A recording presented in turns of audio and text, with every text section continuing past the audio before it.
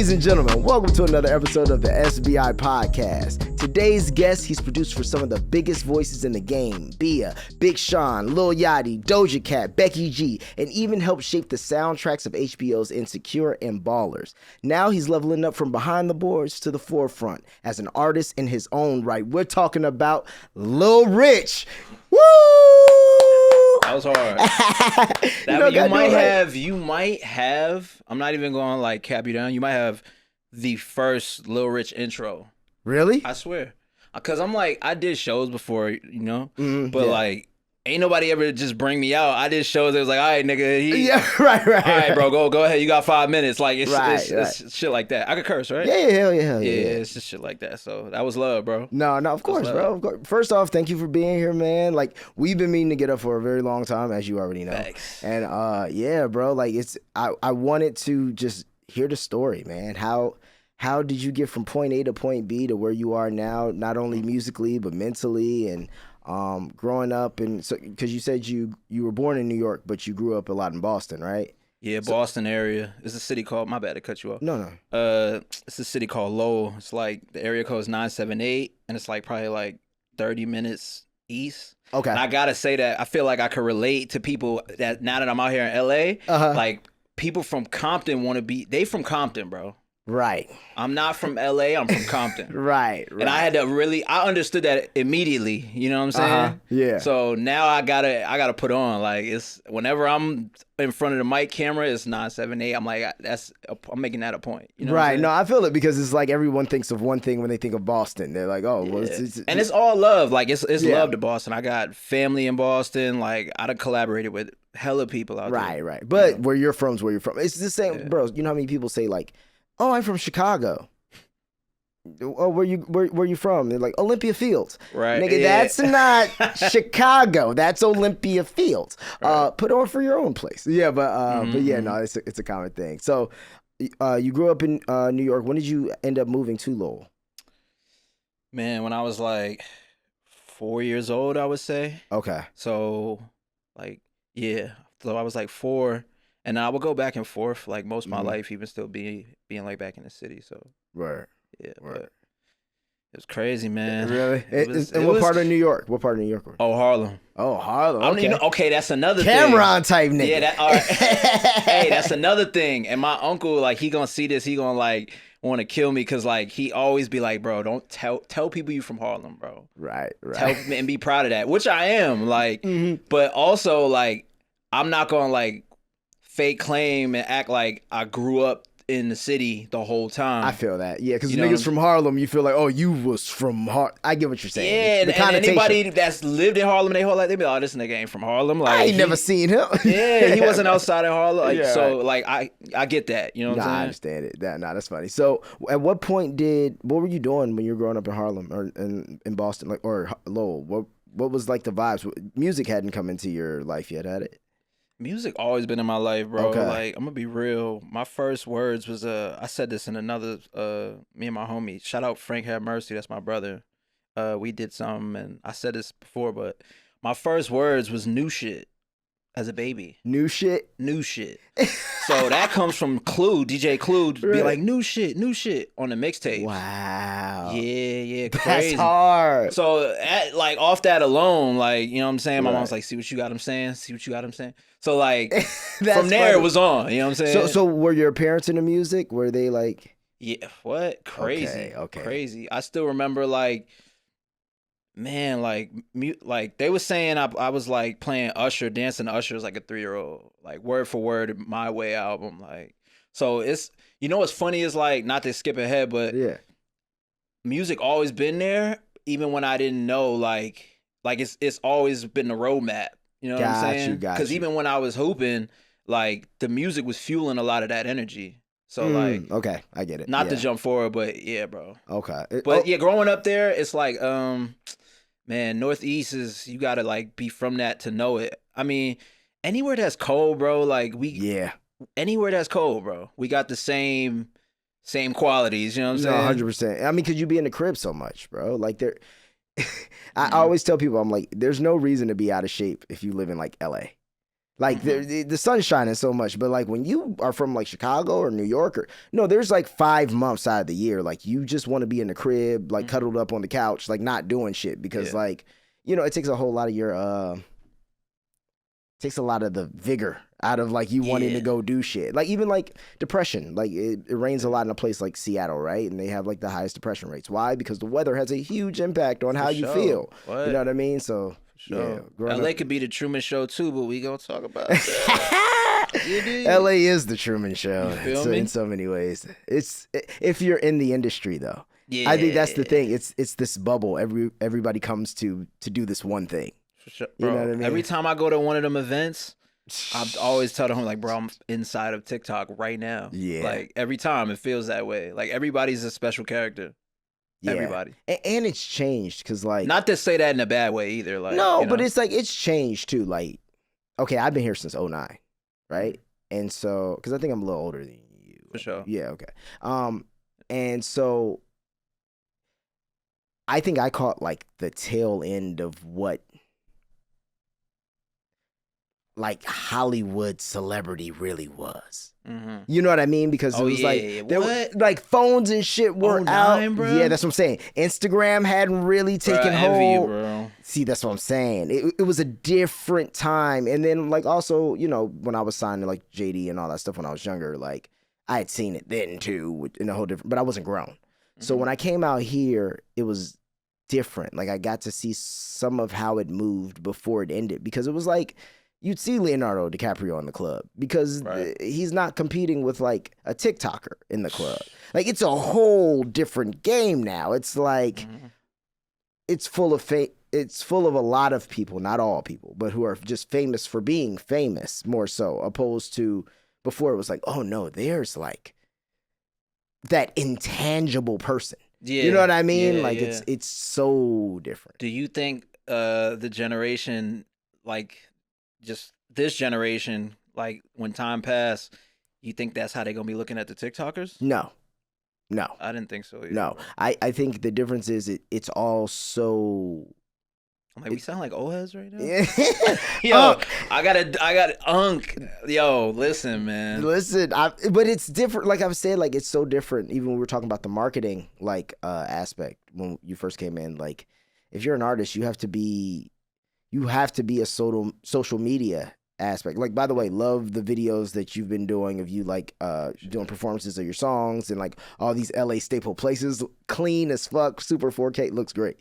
But it's like, yeah, if you're not doing that stuff, you're not like, no one knows and no one cares. You know, yeah. I always make the joke. I'm like, at McDonald's every year, right? Billions served.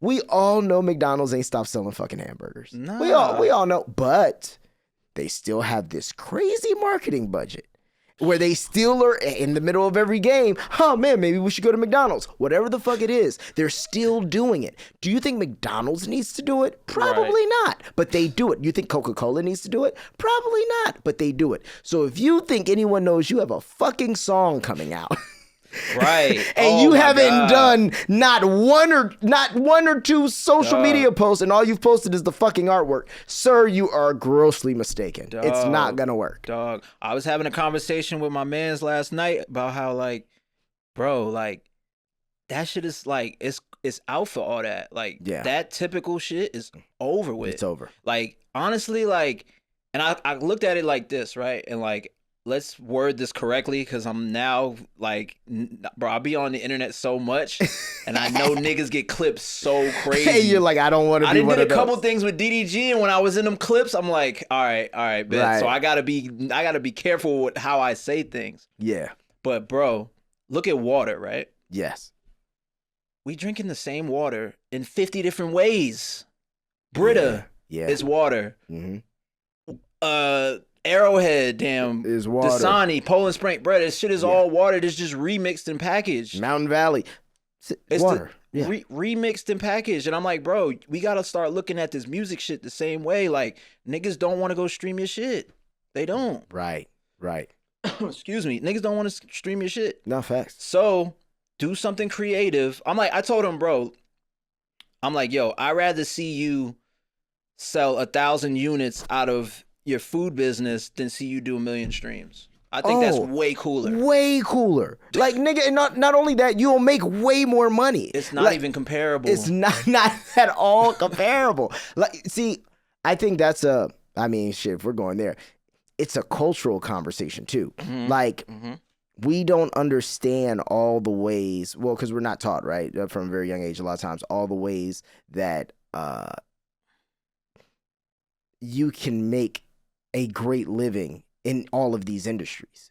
You know what I mean? Every artist has an agent. Every artist has a manager. Every artist has a fucking PA. Every artist has a lawyer. Every artist has there's all these things. Stylists, fucking videographers who are making the music videos. Now clippers. You know what I mean? Like, there's just content guy. You know what I mean? Like, there's so many angles, but like, we don't know that. We just are like, I gotta be that guy on the stage. Who's the and the thing is, it's finished like product.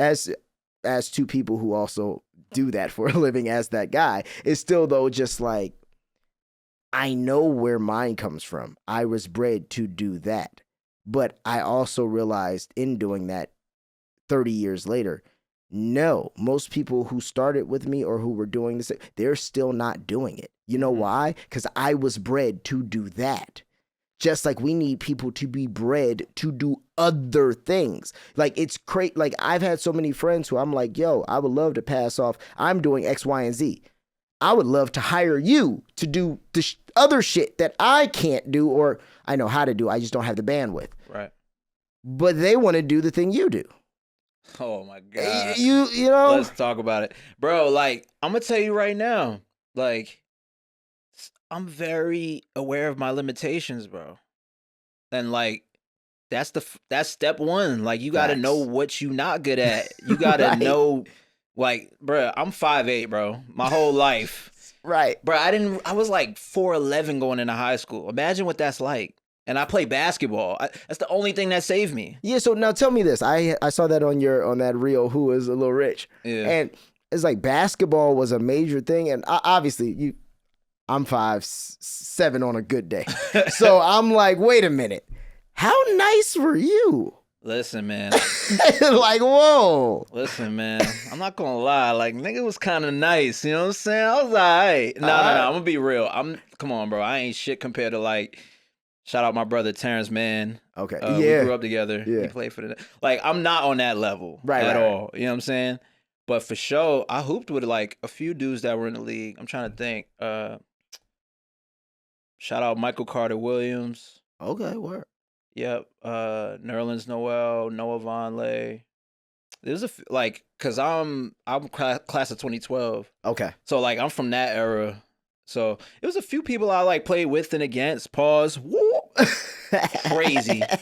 Coming up. So that was like my benchmark, really, and that's all I did. Like, I'm sure like there's a million niggas with that story, because bro. But that's still like to go out there. What was you scoring in these games? Bro, AAU, I was definitely averaging like 20 to 24. Oh, see, yeah, no. Everybody don't have that story, though. But AAU, though, there's a big difference. Like, when you, like, the difference was how I knew I wasn't going to go to the league was, like, translation to high school. Once I seen niggas, like, putting up 30 in, like, high school games. I see what you're saying. That was the difference. That's when I'm like, okay, cool. So AAU isn't as competitive as high school? No, it is. It is. Don't let me get that fucked up at all. Okay. AAU is very competitive. Got you. But you have more free reign and a less structured environment as far as coaching goes. I see what you're saying. And I'm not saying, like, the coaching is, like, completely, like, they're just letting the players do what they want or nothing like that. But if you historically go look at AAU, I love how this became like a basketball conversation. If you go look at, like, historically AAU, it's like, that's where the scouts is going to see niggas play most of the time. And that's where you see, bro, you go to any mixtape right now, it's a lot of AAU. But if you got that high school crossover too, yeah, that's different. Because high school is just a little more, like, the coaches are more like, this is my program. No, I get it. I played a little basketball in high school. And so, like, I can understand that difference where there's Yeah, AAU, you're kind of like you said, you're allowed to show your stuff more so. Yeah. Just a little bit more because they know who's there. They know who's watching. That's the point of you being here. Yeah. Which I think was better because, like, we get to play more free and things of that nature. But, like, bro, if you go look at, like, probably the greatest high school shit I seen was John Wall. Like, bro, if you go look at how he was playing basketball against, like, just kids, bro. Like, they look like kids with him. Yeah. That's when you knew, like, no matter where he's playing, he's going to the NBA. I know what you mean. Yeah. So it's those, you know what I'm saying? I went to a Sierra Canyon game, and it was kind of the same thing. I'm, like, looking at these kids like, yo, they're, like, in 10th grade yamming shit. Bro. Like, oh. I watched Cassius Stanley a few years ago dunk from the free throw line, bro. I'm like, this kid is 17. So that's why I'm like, yeah, bro. So I knew, like, luckily, like, that shit being shot down opened up the music, though. Got you. Okay, so when did you stop playing basketball? Right after senior year. So, like, when I was, like, 17. Okay, and I guess you were, like, at that point, you know, you're like, all right, I'm a little too small for this game to go to the next level. You know what I mean? Not happening. And so then what was the pivot? What made that pivot to where you were like, let me go see what these beats talking about? Man, I mean, I was already, like, hanging around studios, and I already picked up music, like, before that. I picked it up when I was, like, 13. Okay. And somebody I played basketball with on my team gave me a program. It was called Cool Edit Pro. Super old. Yeah, I'm just making myself sound older and older in this Cool shit. Edit Pro. But I gotta own it. I'm a young old nigga. Yeah, well, you just said you're in that. How old are you? I'm 31. Oh, 30, okay, see, yeah, you're just like me. I'm 34. So Yeah, it's like you just crossed over the, like, middle range of, and now it's kind of like you're still very young. Yeah, you're still very young, but at the same time, you're aware. Young. Yeah, exactly. You're aware of how shit's moving. You're not just young to get away with shit. Like, yes, you know what I'm saying? Yes. That's a very big difference. Yeah, especially now. It's like, and I keep bouncing around, but like, you can't, like, bro, you got to be on point. Which is good though. It's good. I mean, also the responsibility cranks up. Yeah, you know what I mean. Like you start to realize, like, okay, because I look at it like, obviously we live more than 70 years, generally speaking. You know, knock on wood. But 35, technically, if you live to 70, is your midlife crisis. Right. And I'm like, holy shit. Like, that seems really close. Like, I always thought of midlife crisis as happening when motherfuckers are like 45, That's 50. what I was thinking. My cousin was just arguing me with the same shit yesterday. He's like, bro, you like, we about to be 40. I'm like, nigga, you are in your 20s, and I just turned 31 this year. What are we talking about? Yeah, but boy, them 9 years go fast. And then that's the thing. It's like, you got to be laying the groundwork for your 40s. Because if you don't have the things you think you want in life this is how I look at it. Not saying that this is true, because people make it much later and whatever. But if you don't have them by like 45, 48, yeah, buddy, things are, or at least you're not like, well, I'm like at least like 3/4 there. I'm just like, it's this last little fair. But if you're like, I can't really buy the house, I can't really afford to put the people in the house and then procreate and make the people to put in the house by 45. Real shit. It's been go time, but now it's like, nah, nigga, because realistically, like, you about to start doing everything real late. Yo, so like real late. What does that say then to my single bachelors in their 40s really living life? Because, like, it's now the game is changing again. Like, I know, bro, especially in entertainment, bro. Oh, well, of course. Yeah. I love that. Especially in entertainment. Like, I know a lot of niggas in their late 30s, early mid 40s, late 40s that's having it. They're still, like, a lot, that demographic is still ahead in pop culture, bro. Oh yeah, which is crazy. But I will say, I think that there's consequences on the back end of that. There's repercussions and consequences on the back end of that. And people are starting to even younger people are starting to realize it. Yeah, because I mean, okay, don't forget, that is a hell of a lot. Man, listen, if I'm 48, got some money, got some real money in my pocket, and I can move around, do whatever I want, that sounds incredible, right? You know what I mean? Because now, let's be real, a lot of times too, when you really break that piggy bank, like, the world opens up. Mm-hmm. You know, women who weren't talking to you before are talking to you, depending on who you are, for sure. Yeah. You know what I mean? For some people, it's like, oh, I just got a couple boosts. For other people, it's like, no. There's no reality where she was ever gonna hang out with me. So then I gotta ask you a question. Then what was it like for you? Like, just because, bro, you was. I mean, like, man, I can only imagine, and it's your channel, so like, I'm sure you had to speak on it plenty of times. Yeah, no. But like, coming from somebody, I'm trying to shape this so it's a unique question. But like, what was it really like in that topic though? Like, okay, like, was there a shift at a certain like number, or was there a shift at like a certain notoriety level? Was it a shift at an age, or was it all three? Like, ironically for me, I've always done things like, even when I was younger, and this is all I always say, shout out to my dad. Like, it's all my dad and my mom, like, they made sure, bro, like, there's no way I could have had TV shows, done all this kind of shit. Like, nigga, that's my CD that we was trying moving when I was fucking 5-6 years old. Like, right. Been about it. You know what I mean? Big iPods over there. I like the energy over there. Yeah, come on. You know the nostalgia. That's my vibe. Come on, bro. But yeah, so even that being the case, like, I think I've always, it's crazy when I think about it, but I've always had a little bit more of like, oh, well, he's like, I had my own TV show when I was 7. Like, I was always already doing stuff. Now, once I got old enough to really be aware of like, oh, let me try to holler at these girls and they know I do things, all that. Speaking of Truman Show, but go on. Yeah, exactly. The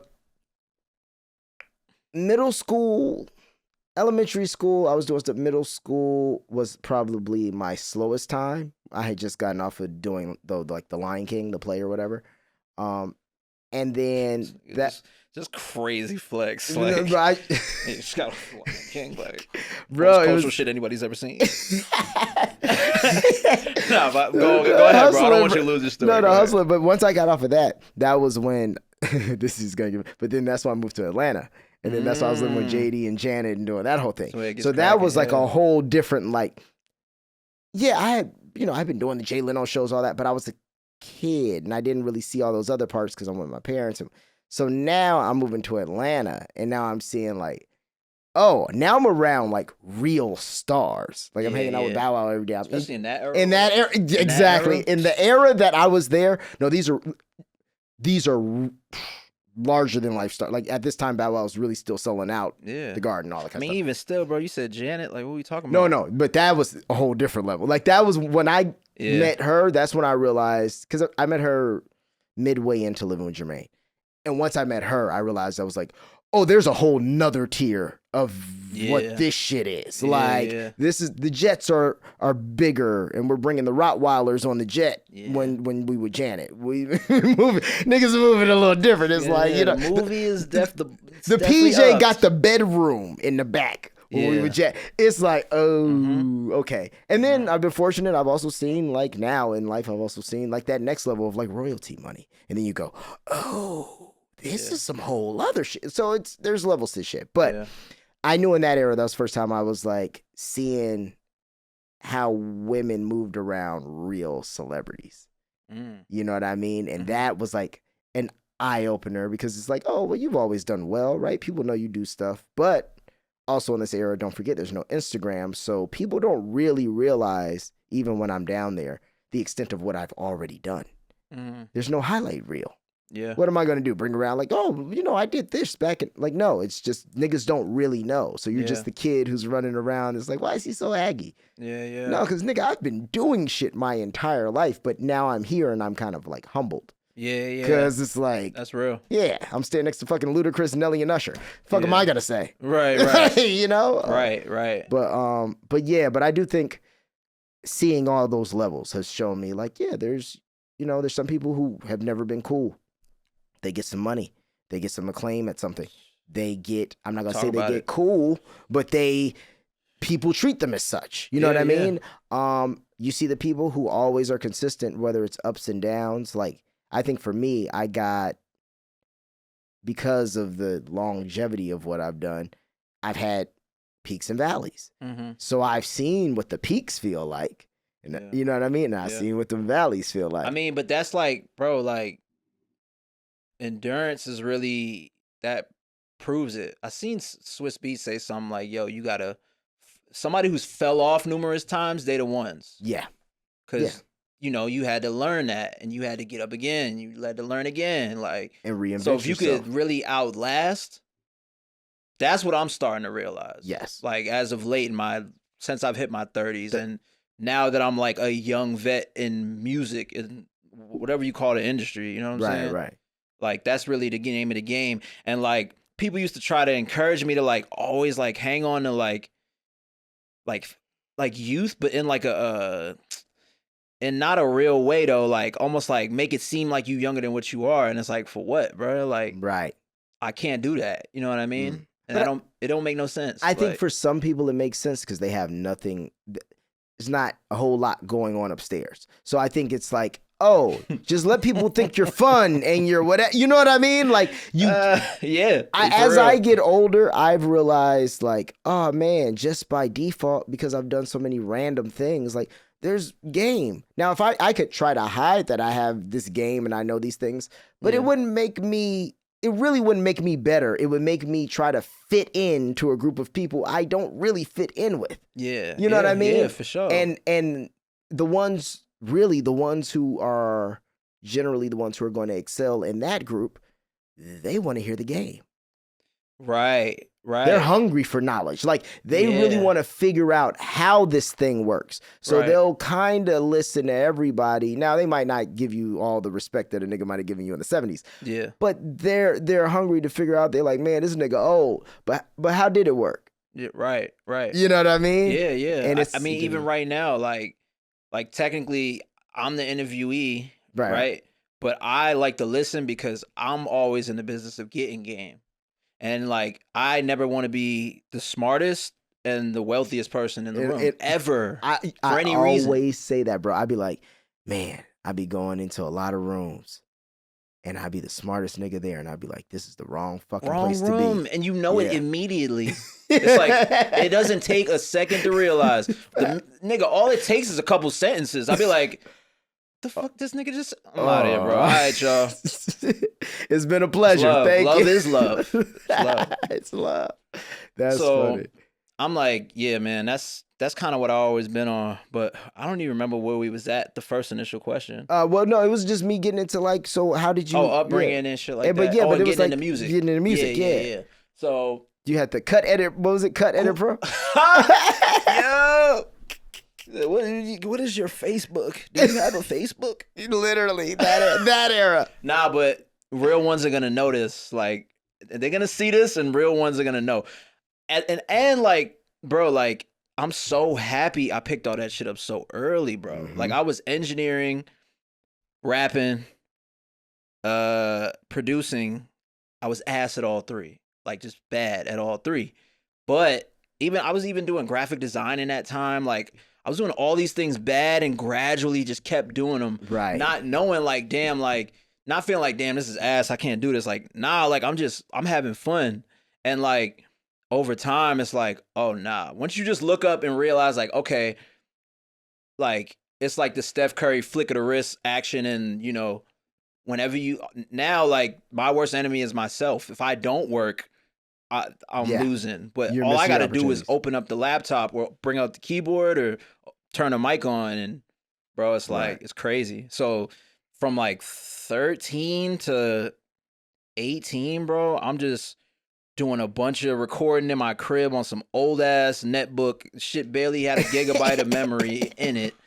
And this old ass Windows XP beige joint.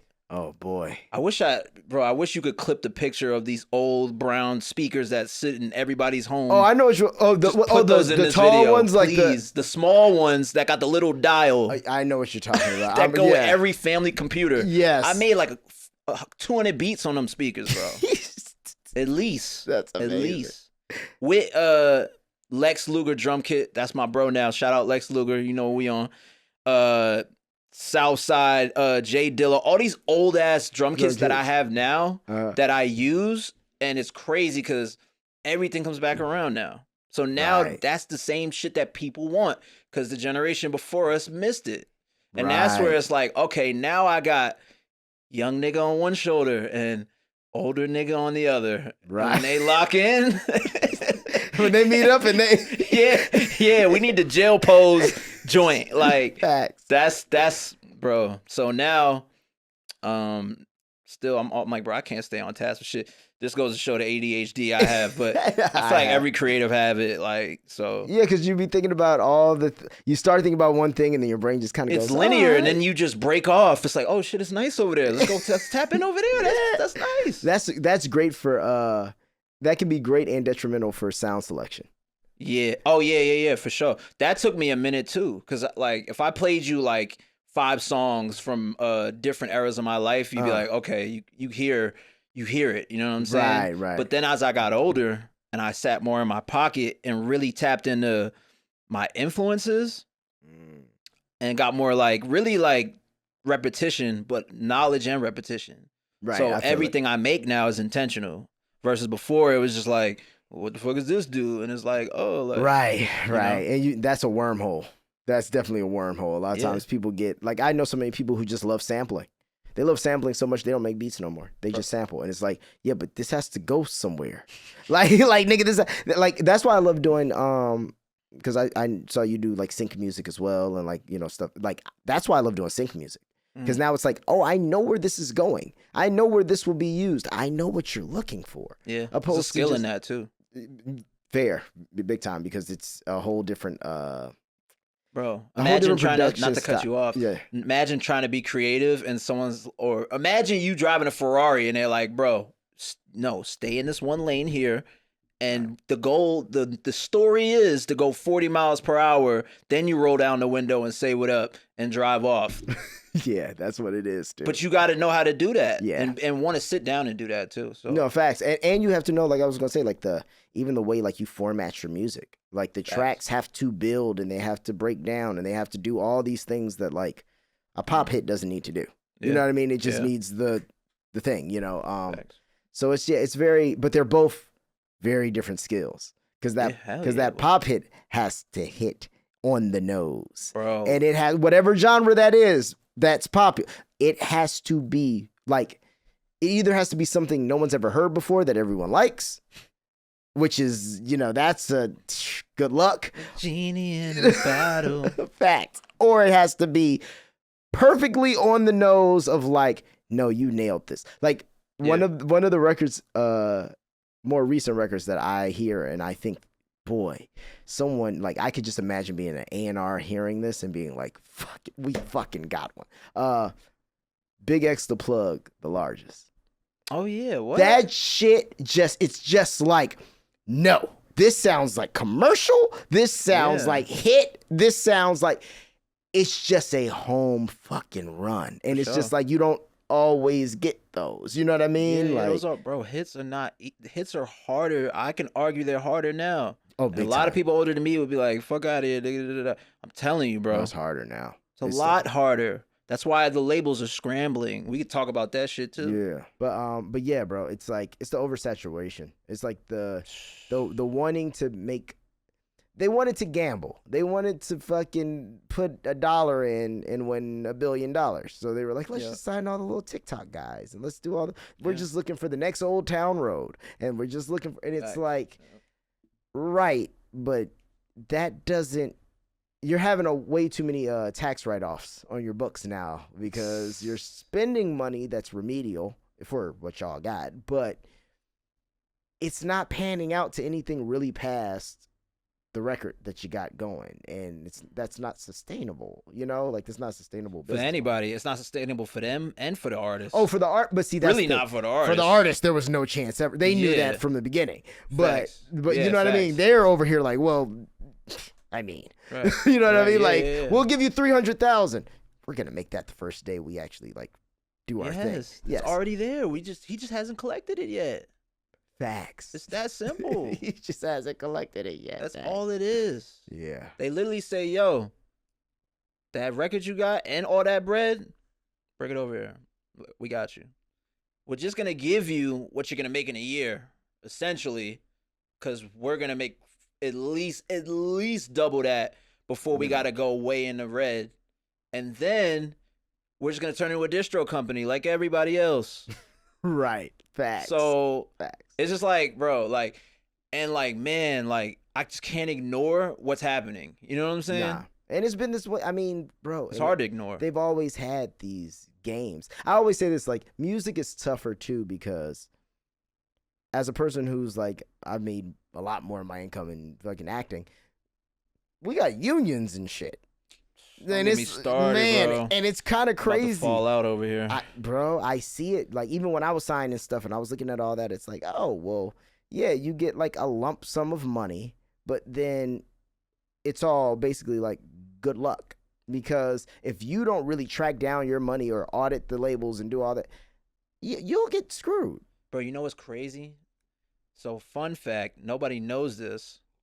I was in the middle of writing I don't just do music, y'all. Listen, I do a lot of shit. No. But I was working on a animated comedy series with the creators of Robot Chicken.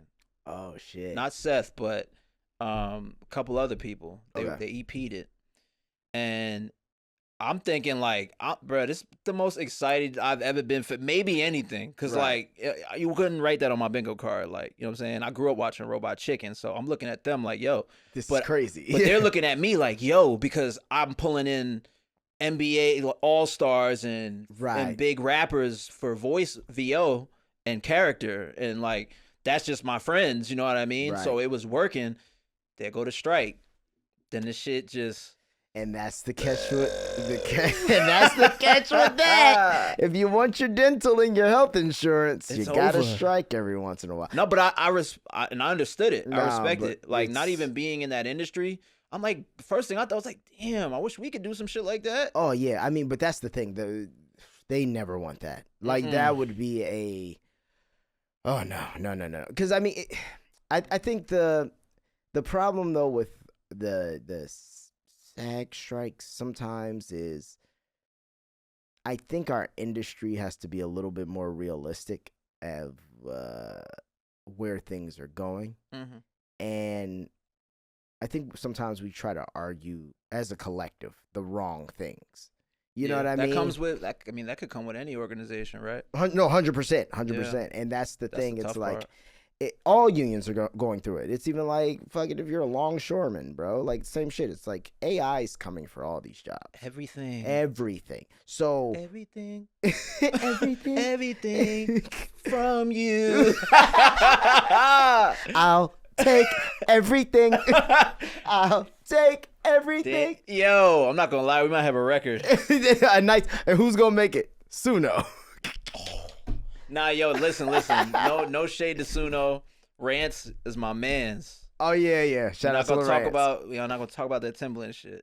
Rance, you my man's. Love. Yeah. No, I fuck with it. I've noticed all the people who are good, like who actually do the thing, not just people who just are business people who don't really do the thing. Yeah. Like the people who really make music, they're just using the shit as like super tools. Yeah. Like literally they're using it to make like even crazier records and do like crazier things. And then whenever I see people who use it who don't really, it shows. You're like, oh, okay, you're just making little ideas that are never actually chopped up or stemmed out or anything like that. You know what I mean? Like it's just, you're like, oh, here, it's done. It's like, yeah, no. You know? Yeah, it's like, bro, it's, to me, I look at, it's like AI is like a tool, and like most things, it's just like, the word is escaping me, but it could go either way. It could either be used for good or for evil, or good or bad. Yeah. Like for lesser, dramaticness. So like, that's how I look at it with the music shit too. Like there's literally an AI tool that splits stems from music now. Right. It's amazing. Yeah. Imagine what we could have did with that in the last 10 to 20 years. Bro, with the MPC back in the day when people were on those, the 2000s, yeah. Come on, bro. If you could just stem out things, do you know what kind of Kanye West beats we would have gotten? Bro. Oh my God. It's insane, bro. Like, bro, that would have been. It's unbelievable. It's like magic. Like Yeah. that's how it was really looked at, like magic. I looked at it like that's damn near, that looked crazy. I mean, you know what? Maybe auto-tune when they first came out was probably nuts. But then I felt like probably a lot of people were like, well, I don't want this effect. Yeah, versus like that shit is just like, bro, I could just get drums from anything or acapellas from anything, anywhere. Yeah, bro. No, it's crazy. It makes you wonder where do you see ownership of all this going? Like everything is going to be a tech company. Everything. Yeah, well, it already is. Yeah, there you go. Yeah. Music, businesses, they're all tech companies. All tech companies. For sure. Yeah, Apple Music doesn't make music. Spotify doesn't make music. No. They're tech companies. Fucking Universal is, they have streamers, Universal NBC, right? Yeah. And that's, yes, it's an entertainment company, but it's a news company and a conglomerate that's also basically a tech company because they make apps. That's where all the money is going. Everything's going to AI right now. It just is what it is. So it's like, it's just the game, bro. Like, but what I question, and as a person who uses AI, thinks it's great, thinks it's a great tool in a lot of facets. What do these people think? How do they think they're going to make money if no one has money to give them? Yo, I seen somebody who said, was it Elon Musk that said they're going to make money could be obsolete in like 5 to 10 years through AI? I think I heard him say something like that. I don't know how that shit's going to work. Well, I think universal basic income's going to come. I think that's going to be a thing. Everybody's going to get so dumb. Why niggas got different money? Like, and they in bigger and different. That shit is so stupid to me. Like, when you honestly, like, not to say like AI is fixing this, but I'm saying like as times progress, I feel like people are starting to realize, like, why is that way? Oh, like how if you go to Japan, you need different currency than in America. Yeah, just things that were been set in place in society for so long. And I don't want to sound like I'm on some Joe Rogan shit right now. But like, why like all these things that were set in place for so long, like it just seems like they're becoming so obsolete so quickly. And they're pretty easy to understand why they're becoming obsolete. Right. You know what I'm saying? I think the basis of technology, first off, like, for example, we could have a universal currency called Bitcoin. Like, even if they don't call it Bitcoin and they just use the blockchain to do it, we can do that now. For so many years, you got to think, bro, till 2006, I always say this, like, when that first iPhone came out, shit changed. The whole world changed. Everything. And I think we just are, I mean, that's 20 years? We're just next year going to hit 20 years since the iPhone came out. And so I think we're just in this world where it's like any idea that, the bigger picture ever had of how they could move society, we've made it very easy. Everything is accessible. We're all connected through our IP addresses. Yeah, that's what scares me, bro. Companies like YouTube. YouTube doesn't make this content. I make the content. And then I upload it to YouTube, and I even make the thumbnail for them, so if they want to put me on their front page, they can, which they won't. But that's my point. Right. Like, we make you make a song. You make the beat. You do all the work. You then upload it to Spotify with the artwork. And then they give you 0.001% of a penny. And crush my mix. That shit be sounding like squash. Crush that shit. I'm like, bro, this shit don't even sound close to what I had. Like, I'm not trying to make this a smear campaign, like, damn, nigga, go away. I think they do that shit, though, too, because so many people upload bullshit. Yeah, for sure. But they just not, Spotify is like low-key not fucking with Apple in sense of quality. Oh, okay. It's just Apple be like, it's just a little, Apple is like going to, just going to LV a little bit. You know what I'm saying? It is. Like, they're it's tad a elitist. little more. Yeah, it's a little more. We're not showing numbers, which like a lot of people like, but like Spotify's accessibility and like the way they just scaled was ridiculous. And they were first. That's what it is. They're first. Bro, they got like, I seen it was like, bro, they have more stream subscribers. Subscribers. Yeah. Then like a bunch of them combined, bro. It was ridiculous. No, it's ridiculous because I remember they came from Sweden. It's like 450 million or something. Yeah, and they came from Sweden in like 2013 Daniel or something Ek. like that. I watched that think it's called The Playlist. It was like a biopic on Spotify. It was crazy. Let me see streaming services. I want to see because I've seen that number and it's like kind of crazy how much Spotify versus Apple. Like you can't even count that number, bro. Like in zeros. What you mean? Count 450. How many zeros is that? Oh, 450 million. Yes, it's a lot. Don't make me do math. Spotify has has more total users than Apple Music, with approximately 713 million monthly active users as of off by 2025, compared to Apple Music's projected 134 million. Yeah, that's disgusting. Oh, bro. yeah. Well, I know why your music's quality is better. Not only is it $1 trillion company that owns one, two, like you got to remember, Apple Music is like a fucking side project. It's like it's like Logic. Like they don't care. This just happens to be something we own. Meanwhile, like all the market share is based off your DAW. Like you invent Logic. It creates more musicians. You make more money. Facts, but the irony in that. But you know what they do? We don't care about Logic. You know why? Every asshole gets GarageBand.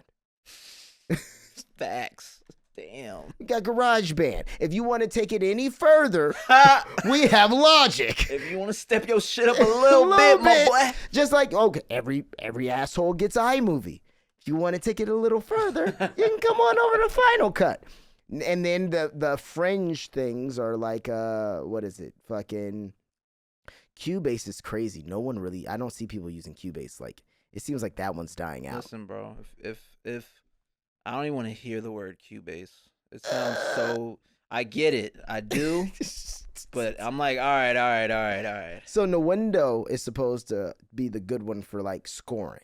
So people use Cubase and Nuendo, I guess, for that. But it's a dying breed, bro. Like all the producers I know now, they love like I'm an Ableton guy. Love Ableton.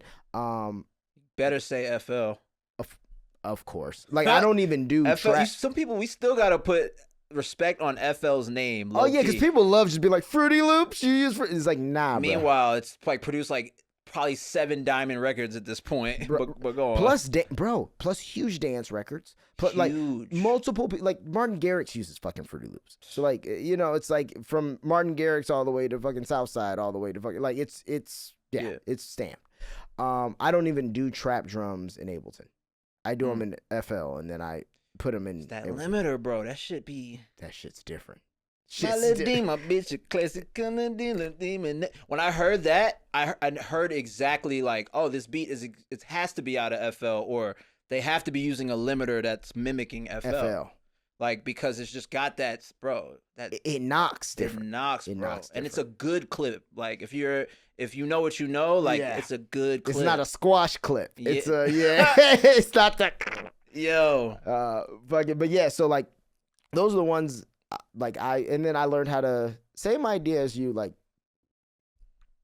being when I was first moved out here. I was in No ID studio. He let me work out of like one of the rooms in his studios for a while, and so I watched all his engineers use Pro Tools. Damn. And Smile, I gotta say this. Yeah. Smile by Lloyd Banks is one of my favorite songs ever in life. That beat's crazy. So thank you, No ID. Yeah, bro. But go on. He's one of those like oracle of information, but he stays up on his shit. Like what I've always respected is like even as he gets older, like I would come in like because I always know about the newest whatever, and I would come in and be like, oh yeah, you don't know about this that. And he'll either be like, oh yeah, you know it could do this though. Like he is a student of the game even to this day. Like student. He's always just learning. You know what I mean? And he's always ready. So when he's in a session, it's not like, all right, what am I going to cook up? It's like, no, I already have all of these ideas set up in fucking, what's the shit called? In my, what's it called? In clips and everything. And I'm already ready to go because I already know what I want to do. Like, he's like always practicing. He's always in the gym. You know what I mean? He's always in the gym, whether it's just sampling, whether it's just like he's focused and he's not like, like respect to him. But I watched all his engineers use Pro Tools and bro, that changed. Like cutting vocals and anything else just feels wrong. Like, are you? What do you cut your vocals in? Use Pro Tools? Pro Tools all day. Oh yeah, all day. Yeah, all day. Bro, for the record, I just mixed 40, maybe 60 songs this year. Oh shit. Yeah, I've mixed like 60 songs. Like 40 of them were major label. Let's go. And like 20 of them were Dolby Atmos. Oh, you're doing Dolby Atmos mixes too. I'm doing Big Dolby. I like it. Shout out Big Dolby. Big Dolby. Yo, the Big Dolby getting money with Apple. You get 15% more percent of your bread when you submit in Dolby. Oh, really? That's the whole, bro. It's all. I hate to bring it back to business, but it's always all comes back to business. Of course, like nothing just happens because bro. Just like you want to know a fun fact. My boy was working over at Dolby, in that Dolby Atmos department for a while, and then I realized like he was like Dolby Atmos is in like an insane number of products, and then even your AirPods, right? That's Dolby Atmos, but they call it spatial audio. And that is a real fucking I'm putting my dick on the table move by Apple to be like, yeah, no. Yeah. There will be one brand only. Apple, and we'll call it spatial audio, even though it's just your shit that you branded, but we're going to license it. Facts. And like, it's funny because when you go to the song, in this little fine print, it says Dolby. It has a little Dolby logo. They're like, no, we got to at least get that. You know what I'm saying? But for format reasons, because that's the actual, if it's not lossless, that's the real format. We nerding the fuck out right now. Crazy. We got to get back to the message. This is part of the message, but we got to get back. We got to get back to it. But that's funny. It's nuts, bro. Going on and on. That just tells me a lot. But business. It always does come back to the business. Like, think how many attorneys fucking fought over that. You know what I mean? Like, everybody wants to be the big fish. Good luck. Listen, man. I learned being the fish is important the older I get. Right. You just got to be a fish, my boy. Like, you don't got to be the fish, but not everybody get to be a fish. Facts. This sounds crazy. But I know what you mean, though. But you know what I mean. Like, and it's like, bro, like, because sometimes people don't understand, like, being a fish. All right, I'm forcing being a fish in the sea. Yeah, right.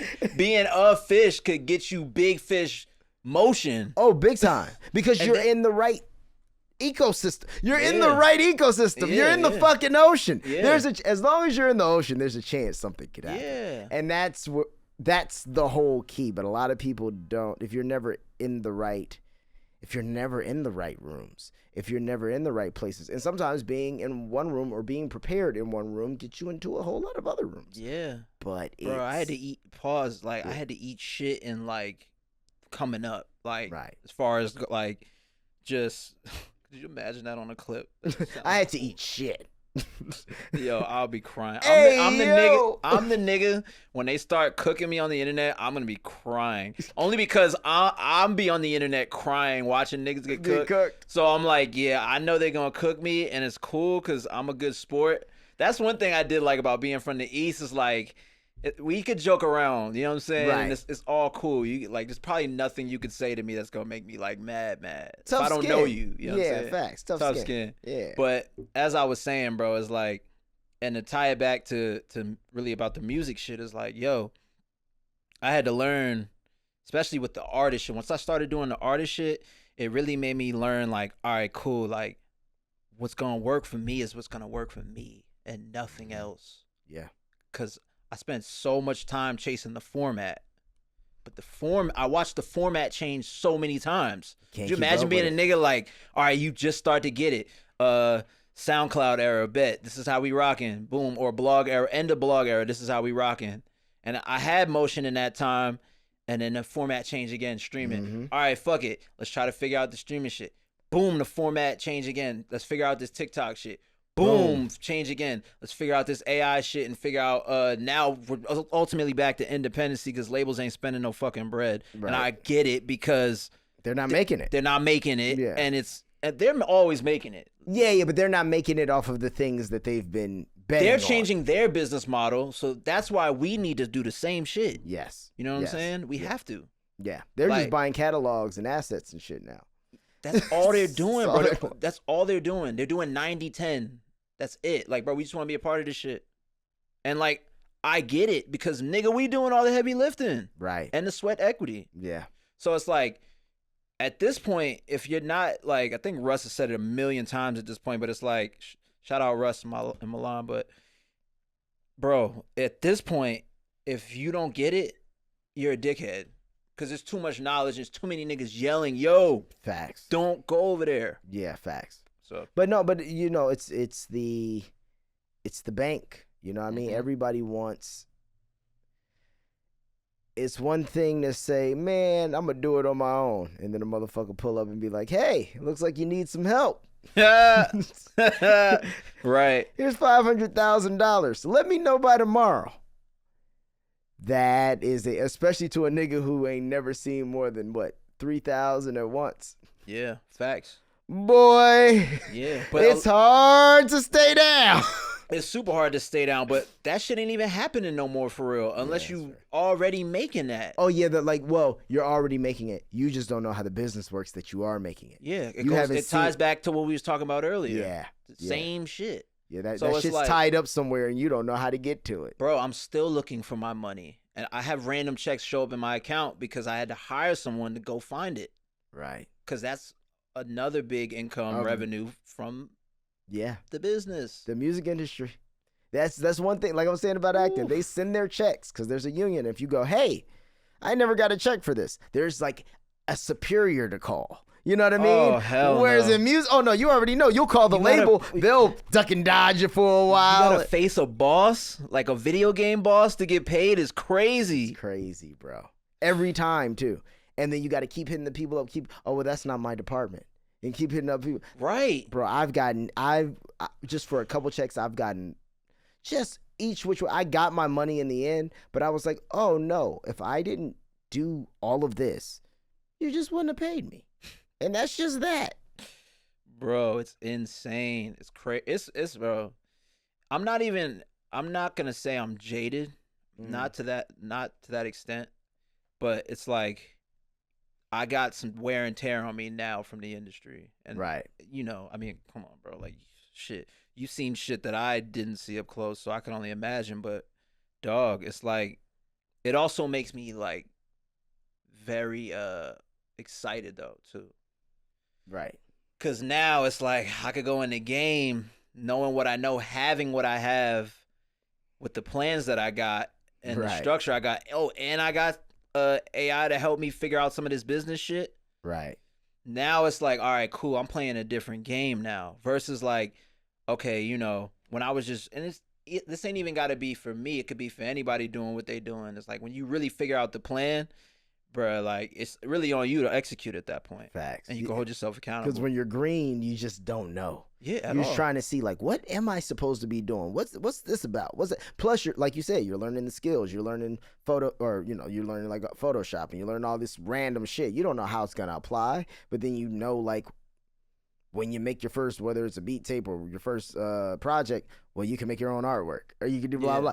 Maybe still not as elite as you want, but all these programs kind of work together, right? Like, if you know how to use Photoshop, you kind of get some of the same stuff in a Logic, and you get kind of the same stuff. It all kind of bleeds over. Yeah, it laps over. And honestly, like, if you got those tools and you know how to use them and you nice, yeah, you're unstoppable. Those are the people, like, you got to be afraid of because nowadays, it's everything. Autonomy is the future. That's what it is. Autonomy. Everybody's racing for autonomy because we're trying to buy back our time. Fair. Essentially. Fair. Like, time is not money. Like, time is the ultimate currency. So if we can get all that time back, like, all right, niggas spend most of their lives on someone else's time. Yeah. Their whole lives to make money to provide or survive. You know what I'm saying? Right. But it's like, bro, like, that's really, I think it's like, I mean, I knew these things, but now that I say them out loud, it's like, it's starting to become more and more clear. You know what I'm saying? But then here's my question.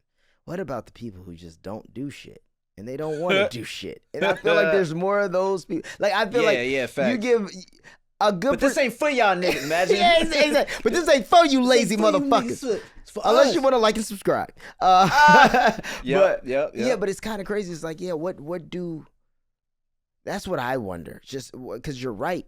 Like I look at it like, man, I think Postmates is incredible. Why? Because it gives me my time back. I don't have to cook. You know what I mean? They might charge me a fee for that, but fine. Like Uber, don't have to call and track down a taxi. It's there. There's all kinds of shit. But I love all these things. I love all these things. Very much. But what happens when, because I don't think the majority is, okay, I'll say this. I don't think the majority, if you gave them their time back, would use it for anything beneficial. Oh yeah, definitely not, bro. There's a lot of bum ass niggas on earth. A lot of every creed, culture, and everything. I'm not a judgmental person. Don't get me wrong. Like I'm not here to talk shit about anybody. That's really why I don't like doing that. That's why I really only want to speak like anything that's factual or something. Right. I'm the same way too, inspirational or just truthful, like just all those things. But we not gonna act like niggas don't be fucking it up for other people. You know what I'm saying? And there's a lot of people who do that, and that's why I kind of look at it like, man, that's gonna be an interesting. Because I do think there's gonna be people. Oh my God, you give them their time back. In a lot of ways, we're gonna get some really cool art out of it. Whether it's art created by AI and prompted by somebody or whatever the fuck it is, we're gonna get some great art out of it. We're gonna get some great ideas out of it. We're gonna get some interesting people out of it. Yeah. And interesting talents. But I know that ain't the majority. Yeah. Like, you know what I mean? Like, of just out of all the billions of people on earth. Yeah. No, there's gonna be a lot of motherfuckers who want to sit around and do nothing. And then there's going to be a lot of people who are going to have niggas too much time on their hands. Beat their body all day. Literally. Fucking play Call of Duty. Chase the opposite sex or the same sex, whatever their thing is. Fuck it. Bro, it's going to be a lot of, because what do they say? Idle time is the devil's plaything. Yeah. And that is where I go when you have this many people who have nothing but time to sit around. All won't think, but some will. Right. And when those people start thinking and then they have issues with certain things, and then, then you have the people who don't think at all and they just, it's like Wally. We'll just be fucking gloss. We'll just fucking sitting, floating in space. Bro, I've been saying that Wally sound since I was in high school. Bro, that was my shit. Eepa. Wally. Yo. That was my shit. Disney went off with that. That was a good one. But yeah, bro, it's so real, man. And like, for me, I know that I gotta play the game too. Like I can sit here and talk about, because I'm not gonna lie, like I'm like like one of them leather books with like the old school with the buckle on it. With buckle, the good buckle. Yeah, that you need like a real hardware piece to open. Right. That you gotta find on the other side of the map. Cause like. Bro, I didn't seen a lot, bro. I know you've seen some shit. I've seen a lot of shit and been in some crazy ass humbling rooms. Right. You know what I mean? Like things that like I'm low key afraid to speak on because I low-key want to protect those moments. Yeah. And protect like those relationships too. Mm-hmm. You know what I'm saying? Yeah. Not that anything like bad has happened in any of these rooms, but like no, just access and just certain access. I never, and this is why I told you like off camera, like why I was like not heavy on media ever, because like I don't want to be that nigga that's telling you like, oh yeah, I did this and did that, or I was and then they're like, yo, why this nigga bringing up everybody's name and yeah, I never wanted to be on that, but bro, I done been in. For me, it's like, bro, like I done had cosigns from worked with and had cosigns from like people I idolize and listen to and like are still my North Star. Yeah, you know I see what you're saying. Yeah. So once like that happens, like plus time spent doing this shit, it's like it's hard to like feel like stoppable. You know what I'm saying? No, I know what you mean. Yeah. I don't know corny shit, but like, bro. Well, because what you're doing is people can say whatever the fuck they want. Everyone wants some form of validation. But then when you get validation from not only your peers, but people who you actually look up to, it allows you to go, okay, wait, I'm doing something right. You can't tell me I'm doing nothing. You know what I mean? Like, bro, one time, so I did, man, I have so many vaulted records too, bro. Like, these shits sound like myths. Like, at this point, I'm just telling urban legends and shit. But in 2019, I did some records with Anderson .Paak. Oh. And, bro, they are ridiculous. Like, I don't know if they'll ever see the light of day. Crystal, please. AP, please. But they're insane. Like, Thundercat walks in at 4 a.m, comes to play bass. Oh boy, that type of shit. Yeah. You know what I'm saying? So like, bro, it's just, and then like, I remember Crystal told me, that's his manager, by the way. She told me Dre heard the songs and was fucking with him, which is even crazy. I know you're like, nigga, I'm Dr. like, Dre. Yeah, that's imagine like having this knowledge and not being able to tell anyone for real. Yeah. Welcome to the music industry. That's what there you go. And then if I'm the nigga jumping on the chair, wilding out, like, you know. Now you're Orlando Brown. Yo, I'm crying. Well, you know what it is though. I think. But let me chill. I was about to wild out. Let me chill. But no, I know. I don't know that feeling. There's a talent in that. What I was gonna say.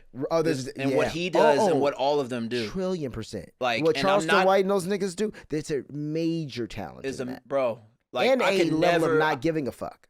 Bruh, I wish I could be at that level, nigga. I do too. Sometimes I am almost at that level when I'm. But the cameras aren't on. Yeah. When I'm mad enough, because the good thing, maybe cameras aren't always on. Because like I really be wilding sometimes. No, listen, same here. But I've learned. I know that there's people always who know me that sometimes they be like, man, you need to start acting how you act when the camera's off. I know. And I don't always have that, but I'm getting better at it the more I do it. Like, but like, no, those guys, they get it, bro. They know how to demand. They know how to demand your attention. Yes. And demand your emotion. Yes. Like, I don't give a fuck how you feel about this. It's demanding. Yes. Whether it's for good, whether it's interpreted as good or bad, or the outcome is good or bad. Right. And that's where I'm like, it goes back to the shit I was saying. Like, this cup could fucking smash someone's head open, or this cup could fucking quench my thirst. Facts. Either or. Yeah. It's the same thing with a lot of this shit. So for me, like, I always knew though, like, bro, if I get on in front of this camera and start talking, it's gonna be some shit my family gonna be proud of, and I'm gonna be proud of. See, and that's where I be at too, and I think that's a big piece of why. That for me. No, same with me. Anybody can operate, and this is not like a contrast to who we were just talking about. Yeah, but also it's a difference in lives too, bro. Like, it's just sometimes certain people can take certain jumps and take certain avenues because they don't have the same pieces that other people have. Like, you know what I mean? It's like, I always, and this is like, it's a very morbid thought, but I think about it sometimes and I go like, oh man, like, yeah, there are things in this world I care about because like my parents are here. Yeah. See what I mean? Like, and I care about how they view me, and I care about, you know, how my family name is looked at and how all those things. Because it's a reflection of them. Yeah. But now, if they were gone, would there be certain things I wouldn't care as much, maybe sometimes to say or do? And I think, as long as it didn't, you know, like, as long as it wasn't like disrespectful to my family's name or something. Yeah. But maybe it'd be a little bit different because, but it's when you have those people who you love and you respect, and there's in your life. Yeah, it changes how you, whereas other people don't always have those things, or they had them, they're gone, so they go, well, this is an avenue I can play. True, that too. You know what I mean? Or sometimes it's that domino that's been pushed over that gets them. Yeah, we're all a product of circumstance, bro. Exactly. I'm like, knock on wood, I'm like a moment away from going off the edge sometimes. Right. You know what I'm saying? Yeah. Like, and that's just a circumstance of life. You know what I mean? Like, like low key, I'm not gonna sit here when I hear a motherfucker, I'm not gonna act like I know his story just based off of what he's saying. Facts. But like, bro, like I see some of my family members in some of these people. You know what I'm saying? Where I'm like, oh shit, like, yeah, like I understand that. Like, and I've never been the one to type, go see a clip and just type and start talking shit, right? Or type or like judge or get on the internet and do all the, you know, all the normal shit people do. That's wild.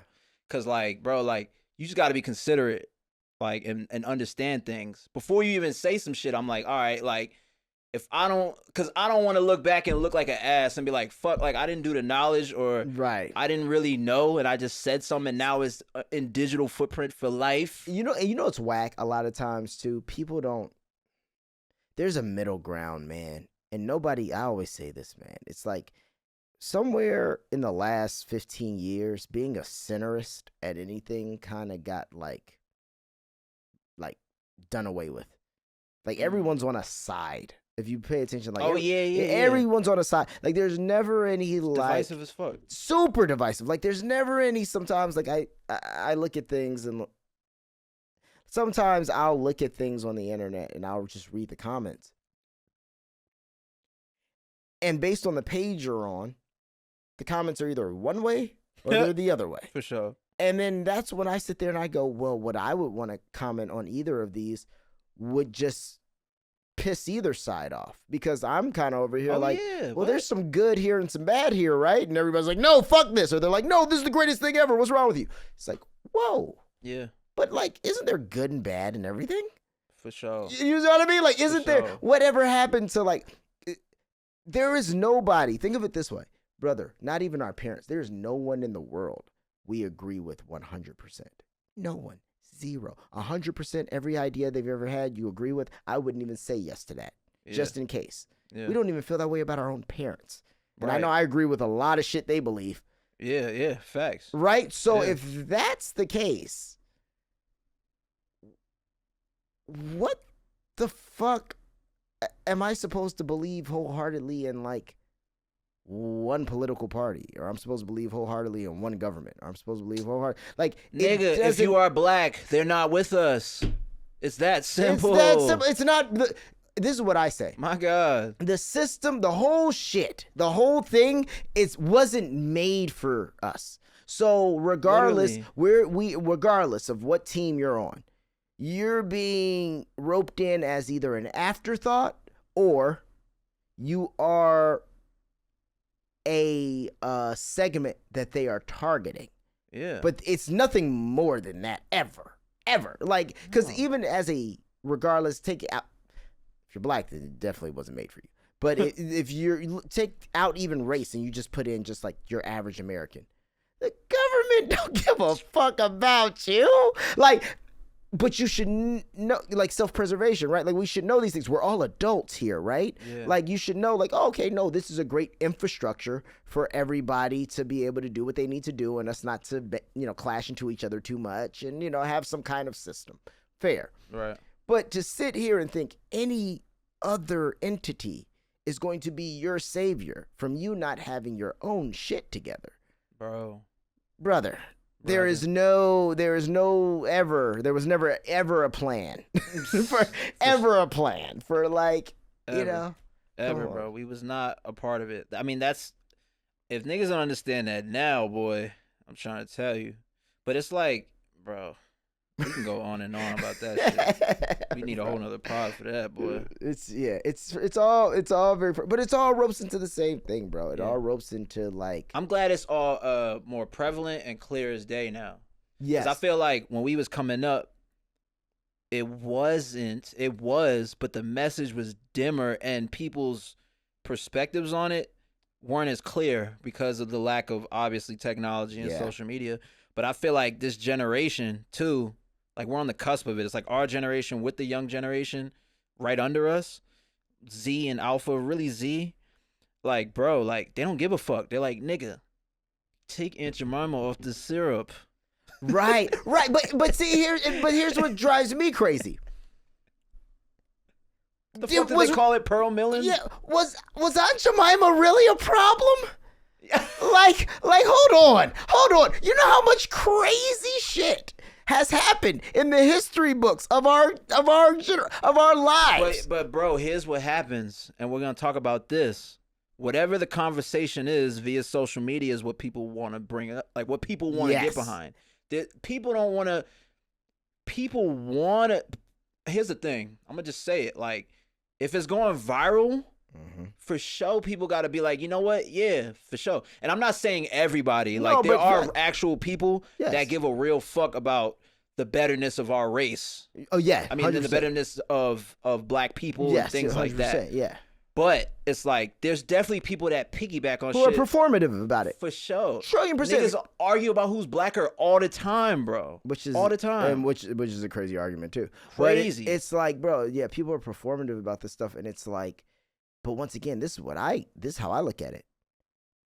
So we get our wins by them changing the name of some syrup that we didn't own any stock in any fucking way. It's almost like a double entendre still nigga thing. Yes. Shout out like on some whole shit, like still nigga. Like, okay, so we mad about some fucking syrup, bro? That's my point. Yes. Yeah. Yeah, it's like what niggas that get mad even hearing this, like this conversation. Like, I already know. Well, you don't think it should have been changed? Well, how about we would have said, hey, we should have some ownership in it, or the black woman who was the face of it, her family should get a percentage of maybe something like that, bro. Fucking reparations. But see, all that's that shit, like back pay, like all that. That's the real mission, bro. That's the real mission. But what they do is they give us these little wins that we take as wins, and then it's like, and then we back to fucking standing in line for the Popeyes chicken sandwich. Thank you. That's all I'm saying. That's where. So like, what are we doing? What are these real wins? What are we really trying? I think that's our other thing. What are we trying to achieve here? It just sucks because like the people that are like putting in the real work for the real change, they gotta work from such an uphill battle because it's like it's still not. I don't think it's that glamorous still. Oh no, it's definitely not. You know what I'm saying? And that's being suppressed. See, that's the difference. The way that you're hearing about like, oh well, they're gonna change the name of some park.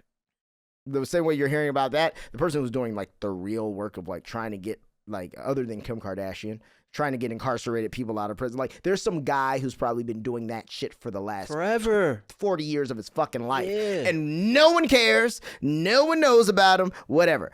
And then you got, so that's where I go, like, this shit is like, especially for us, I want us to be a bit more aware of, like, once again, what are we trying to achieve here? Right. Like, what do we want out of all of this? Because it doesn't really solve anything. Bro, I told my homie earlier, I'm like, yo, we need to keep the money recycled and circulated in between each other, bro. But that's the real conversation. That's the real jug. Yeah, that's the for jug. sure. Yes. And that's like, it sounds like a voila thing or in one ear out the other thing too. But like, no, bro, like, you pay me, I pay you. It's that simple. That's simple. but here's our catch. What do we make? And then this is where we get fucked. And this is where it's like, if we start paying attention to this is why the money goes in. If the money that comes into our community or goes into our pockets goes right out. We don't make any phones. Take that out. All the clothes you have on. Did we make any of that? Frank Mercy, we on. Shout out. See, and I was literally going to say, I did that on purpose. I hope you wearing one of your homies, because unless we're wearing one of our homies' products or other than that. Blank white tee. White logo. Right? The homie shit. But that's my point. So most of the thing, like, I know the stuff I'm wearing now. Yeah, blank brown tee, but like. I'm wearing this hat's fire. Don't get me wrong. No, fire hat. But once again, it's like, we don't make the fitteds. We don't, generally speaking, we don't make the stuff. It's because niggas, I can't believe, I think it's about to actually end, which coming to an end, especially with the fucking AI? Economy being bad. Economy, okay. Like, all that name brand, I gotta put on all this super expensive shit. Yeah. It's over with, bro. Yeah. It's becoming quiet. But that's why, and I don't want to make this go into fashion, but like, that's why the fashion companies is trying to make streetwear. They're like, get the niggas back in get the niggas back in here. Facts. Shout out to Pharrell, but come on. There's a reason. Rest in peace, Virgil. The lineage is Pharrell. Come on, bro.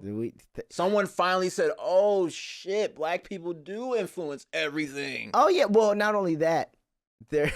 Well, listen, they had the Dapper Dans, right? And they were just going to bootleg our stuff anyway. Because they're going to call it bootleg, even though it's not, but they're going to call it bootleg. On some Nego shit, I believe some of them selling their own bootlegs. I believe it too. 100%. For sure. And don't forget, Nike and these companies own a part of StockX.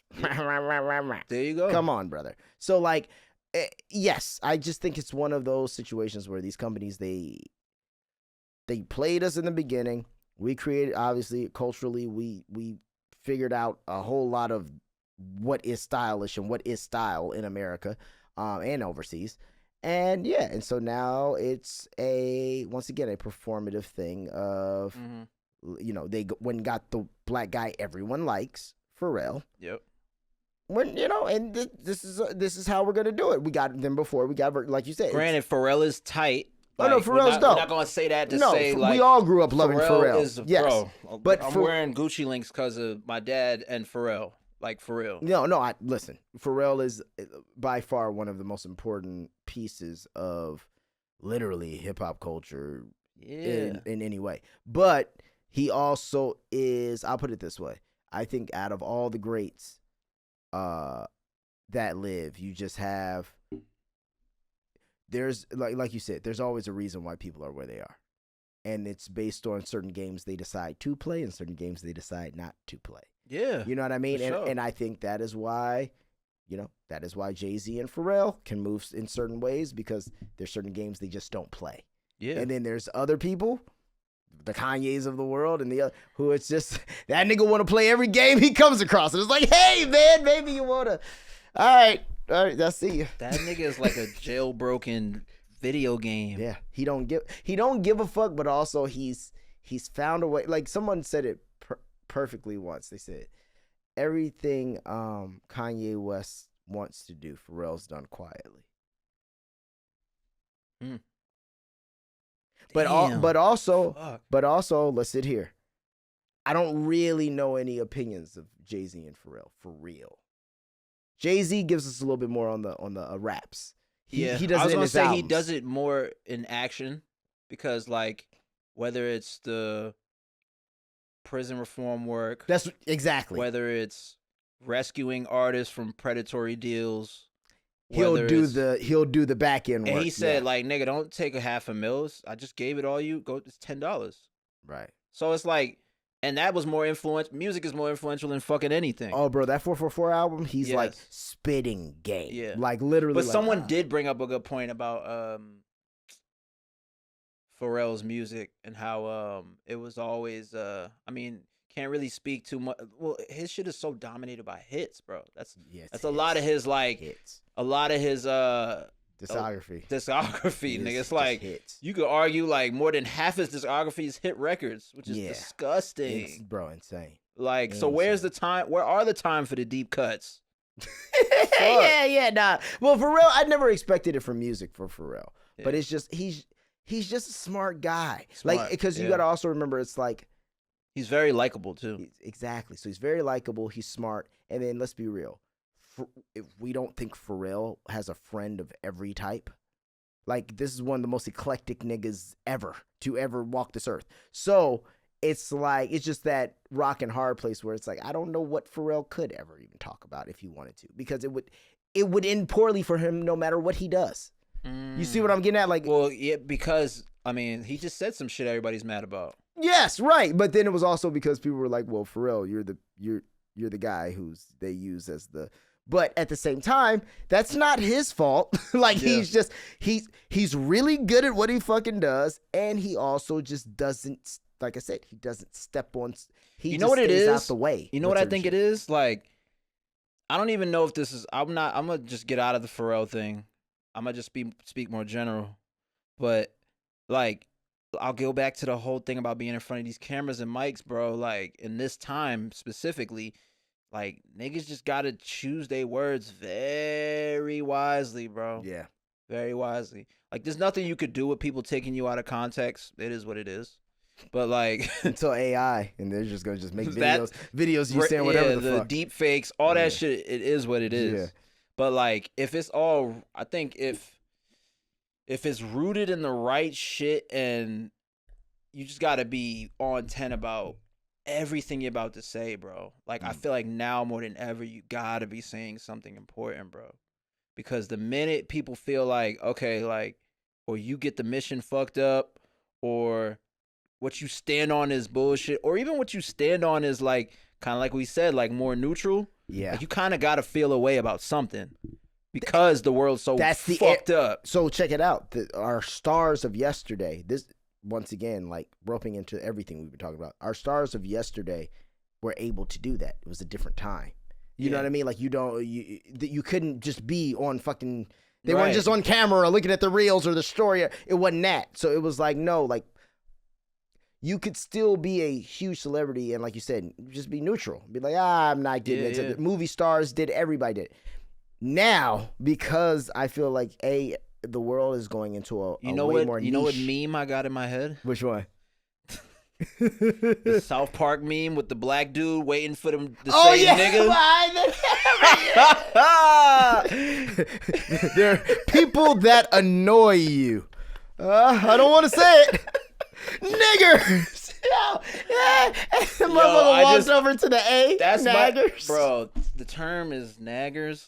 Bro, I have that meme of the black dude angrily cameraman waiting for him to say it in my head so much, because that's like essentially what society is right now. Yes, and that's why you gotta let me not we don't gotta go into politics and shit, but like bro, that's why what it is right now. Well, everything is structured and presented away depending on where you stand. Hate to keep cutting you off, but like, do you think that was a product of the way things became politically, or was it already becoming divisive and then politics just heightened it?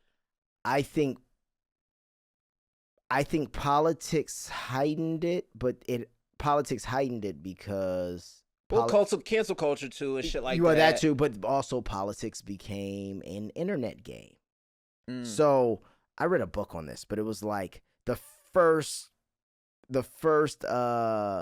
real internet presidential campaign, Obama, 2008. Damn. Because it was like, bro, Facebook, they right. They hammered Facebook and they got all. I watched a doc on that shit. Yeah, I know exactly what you're talking about. And they like they use a bunch of different tactics and all that, but it got the message out. Then even McCain, who he was running against, McCain just he was doing the old shit. Like they just wasn't ready. Then Donnie came in and flipped it in a whole nother way. Right. So he flipped the internet and did some whole other shit, but then they hadn't dealt with that since the Obama. So it just kind of it became that, and then I think what they all figured out was, well, we must just make you hate the other side, because you can't let your left hand know what your right hand is doing. If you pay too much attention, you might realize and when I say include party here, whatever party you want to say. Yeah. You're going to realize we're kind of up to some bullshit too. So since that's the case on both sides, it was kind of like, well, no, we must make you know what I mean? It's like draw a line in the sand. Draw a line in the sand. Yeah. And if you kind of agree with that guy over there, then you're a fascist. And if you kind of agree with that guy over there, then you're a fascist. And that's just what that's going to be. Yeah. You know, and it's not, I always say it's not conducive at all to the whole, though, because it's like, it's almost like y'all, one side got all the brush, one side got the lighter. But we don't want to talk to each other because they're idiots over there. Yeah, and they're idiots over there, and they're soft and they're all racist. And okay. All right, so we'll see how this winter gonna go. Right. Or some niggas could just, hey, we got some brush, we got some fire. Don't give them all our resources. Okay, but let's meet in the middle and let's come to an agreement that we'll burn this much X, Y, and Z, and we'll do. Okay, so maybe now there's some. But we're the people, and when I say we, just America, we're gonna lose. You know what I mean? We're already losing. That's what. Yeah. I go to London. I know how much shit costs for my $1 off that alone. Yeah, we're losing. Like, fuck. Facts. I posted like this old picture the other day when I first went to London. I was holding a bunch of just GBP bucks. Yeah. Just holding it up, throwing it up like a Rolex Shador Flex. No rhyme intended, by the way. Nigga. I'm like, yo, how much did I spend to convert that? Yeah. I was like, that was dumb.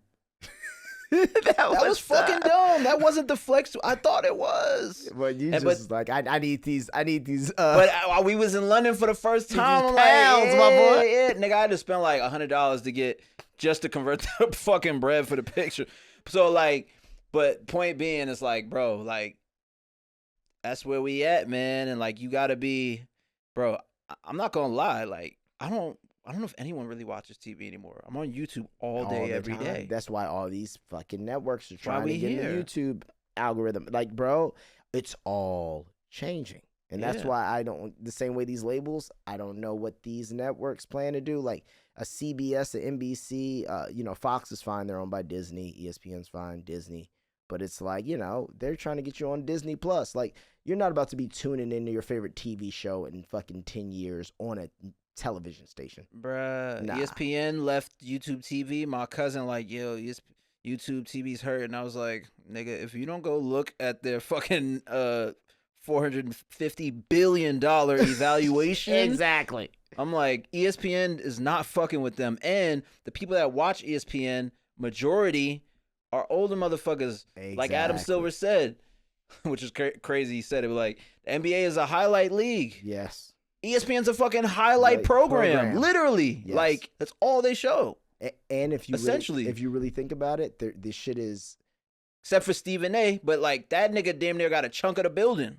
Facts. Because not to talk about his project. No, but he did his own shit. I don't want to talk about niggas' money. No. But he also did his own shit. He went out, created his own shit on top of being. No, he earned every dollar of that, 100%. And he earned every single dollar. Yeah. And like, that's a whole other thing. I be seeing niggas trying to diss Stephen A. It's like, bro, like, he earned every dollar of that shit. Yeah. But my thing is like, bro, niggas gotta wake up and actually see what's going on. Yeah. And then I bring it back to the music shit. Is like, we're all fighting for somebody's attention. Mm-hmm. An iPod used to only play just music, bruh. Just music. I know. We didn't know, looking back, like in hindsight, that's what made it so fire, that it only plays music or video. Yeah. And video was an afterthought. Right. That was luxury. It was like, nigga, if you had the video, you was going, going crazy. Because niggas were fine with iPod shuffles. Niggas were fine with iPod nanos. Them shits was fire, actually. I'd rather have that. Yeah. In the pocket, smooth. I might be able to, like, flex it a little bit, give a little clippy, you know what I'm saying? Bro. Oh, those are the golden days. Man, what? Bro, I'm like, fuck. But look how fast we went through those. Dad, if you was 5 years a little earlier, we could have did this shit, bro. Nah, sorry. Yeah, no, fast. He was a little bit earlier, bro. I could have came up in like I would have been this age in like the early 2010s. Oh man. Oh, bro. Cause I really enjoyed the blog era, man. Some of the best music. I got to talk about everybody I love. Cause I just gotta show love, bro. Yeah. Cause like, man, that era did everything for me, bro. What blogs were the ones that you was up on heavy? I mean, everybody. I caught the tail end because like older people say the blog era started in like the late 2000s. Mm-hmm.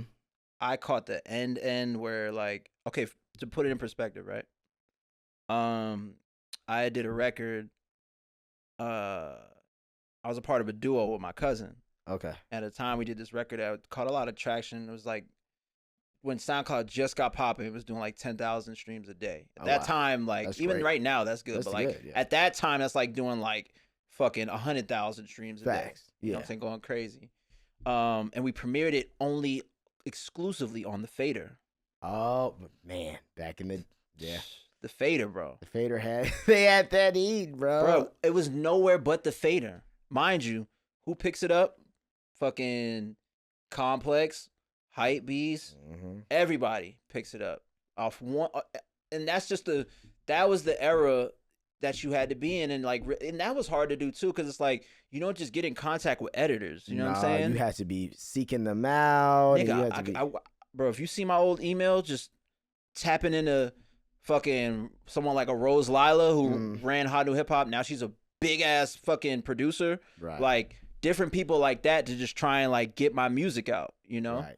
But it was gatekeeping, but I actually, looking back, that type of gatekeeping was cool to me. And I know people always shit on gatekeeping, right? Barrier to entry, like bro. The nigga Joe Budden said, who's at the gate? Like, who's there? That's what it comes down to. So like in those times, it was the people at the gate give a fuck about the music on a deep level, bruh. On a real deep level, because these were all curated. Right. So it's like if I'm being posted and the people following this post and this person and these platforms, oh, these are real ass fans, bro. Facts. Real ass people. Facts. Versus like, and that, bro, like, what more can you ask for? Barrier to entry, bro. But that's why that shit worked. It's the same reason why back in the day it was like, oh no, if we're gonna make a song, or if you're gonna make a song, no, you need a full fucking studio and we need all these things, because we're not gonna waste any of this time or money if you're not like, if you can't sing or you can't do the thing. Like, there's none of that. Right, you're not even getting. Some niggas ain't even touching the studio if they don't have a deal. That's what I'm saying. So it's like that barrier to entry is needed, because now it's kind of like, oh fuck all those like the way people look at it. They're like, oh fuck all those gatekeeping ass establishments. I will upload it and people will see it. Yep. And then we'll go from there. But the problem is that's when you get the super oversaturation, because now it's like bare minimum, the person who is opening up their email and seeing your name, if they don't know you from a bucket of fucking paint, how does this kid find my email? Already your respect is starting a little bit higher, because you did like, how the some work to get to me. Now let me play 3 seconds of this and see if I like it. But you know what I mean? But past that, or the people who fucking would play you, because I'm sure you come across these too, are people who just play you every single fucking time. And then one day it's like, either they meet you somewhere and then it works out, or they just, one day they're like, I like this one. And you're like, oh shit. Okay, right. So you do respond. You just wasn't fucking with me. Yeah. But I also been emailing you how many times for the last fucking 6 months? Yeah. Like, yeah. I'm active, and you see I'm active. Yeah. So it's like, and I think all those little things make a difference. Whereas now it's, once again, it's, I guess only through your content can I tell how serious you are. Bro, now. that's what, I'm so glad you're getting to that, because that's one thing I noticed is all that, the new era and all the autonomy and all the easy access shit fucked up the hard work. Mm-hmm. For the people that work hard. Yep. Damn, was that a bar? That is a bar. Fucked up the hard work for people who work hard, nigga. Listen. We get to the grissom. To the grissom. But yeah, bro. So now I'm learning, like, all right, like, people just think you could give them the song and dance, but it's like, no, bro. Like, and I tell my homies that manage me this all the time, is like, nah, all the shit that was working, it still works. Right. But now niggas got so used to the easy way that they think it's only the easy way you got to go. Like, no, bro. If you go put up 100 posters on Melrose, there's going to be some type of conversion. 100%. 100%. But now more than ever, because everybody's doing the digital shit. Who sees a billboard? It's like, damn, who is this nigga who got posters of himself up? Like, he must be signed or something. You look like a bigger deal. Yes. Because it's like, who does tangible advertising? Who does something? This is something physical. I could touch this. Yes, that's crazy. It's crazy, bro. Right. So now it's like, and like, I guess like, because my road felt so like long-winded, like somebody watching this probably see me for the first time, like, who the fuck, like, never heard this nigga a day in my life. But I know what my road has been and how long the road has been. Yeah. And I got to watch, man, so many people come and go, bro. Oh, yeah. So many people, like, people on their second, third, fourth, fifth record deal. Like, I believe it. Some that, you know, do really well and that are flourishing. Some that are trying to figure it out. Some that had to move on and do other things. Yeah. But, like, bro, like, spoiled. Yeah. Spoiled. Definitely. Yeah. You know what I'm saying? Mm-hmm. Like, and people could become victim to that. Like, I don't even think some people understand when they're like a little spoiled, where it's like, okay, like, I got a budget. Okay. Right. I got a writer. Okay. Like, I got people that actually want to see me and love me. Right. And love my music and will go to the end of the earth with me. Like, as a musician, bro, if you got that, like, what the fuck else do you need, bro? You just scale that, bro. Facts. That's what Drake even said. Remember, he was like, if anybody listens to your music, like, you're winning. Yes. Because think how many people legitimately make stuff that no one wants to listen to. bruh. Or they don't, or they just never find it, or they just don't like, or it's not good. That's a possibility. Or too, it's just ass. Yeah. Either or. Yeah, that's facts, bro. But man, I got to like sit there and really like get game, but also like see shit I don't like and shit that I'm like, okay, like when I get that opportunity, right, I'm gonna make sure like, like I'm gonna maximize and do it, play the game, but do it my way though. Mm-hmm. Like this, and there's a real tug and pull there where like, if you're in the industry, when you gotta play the game. Yeah. Or you gotta know when to stand on business and not play the game because it's gonna if it fucks with your integrity and your moral values. Yeah, probably don't want to play that game. You know that shit in the pit of your stomach. Everyone knows, and that's usually whatever game comes with the most money. It never fails. Ever. It never fails. Every time. It never fails. That's right. So tell me, man, what you got coming up? What's the new music sounding like? Dog, I'm excited, man. It's probably the most shit I've ever talked in any music I've done. Okay, I like that. But it's very like, I'm not just saying shit in vain. Like it's very like, it is what it is. You know what I mean? Yeah. Like I'm just calling it how I see it. And somebody's got to say it. You know what I mean? At least in the rap portion of it. But in the R&B portion of my music, it's very it's fun, man. It's fun. Okay. I think that's the Leo in me. Like there's two sides of it. There's the anger.